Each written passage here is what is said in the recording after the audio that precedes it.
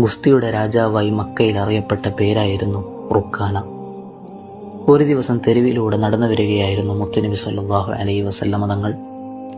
റുക്കാനയെ കണ്ടപ്പോൾ സ്നേഹത്തോടും ഗൗരവത്തോടും കൂടി പറഞ്ഞു, യാ റുക്കാന, നീ അള്ളാഹുവിനെ പേടിക്കണം. ഞാൻ വിളിക്കുന്ന ഇസ്ലാമിനെ നീ അംഗീകരിക്കണം.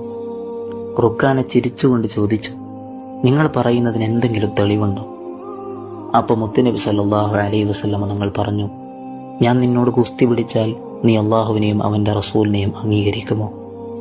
റുക്കാന ഉച്ചത്തിൽ മറുപടി നൽകി, അതേ വരൂ, ഞാൻ റെഡിയാണ്.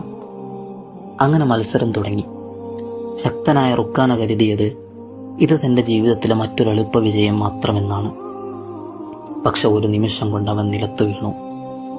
അവൻ്റെ കണ്ണുകൾക്ക് വിശ്വസിക്കാൻ കഴിഞ്ഞില്ല. വീണ്ടും ശ്രമിച്ചു, വീണ്ടും തോറ്റു. മൂന്നാം തവണയും പരാജയപ്പെട്ടു. റുക്കാനയുടെ ആദരങ്ങളിൽ വിറയലോടെ വാക്കുകൾ പൊഴിഞ്ഞു, നിങ്ങൾ സത്യമായും അള്ളാഹുവിൻ്റെ റസൂലാണ്.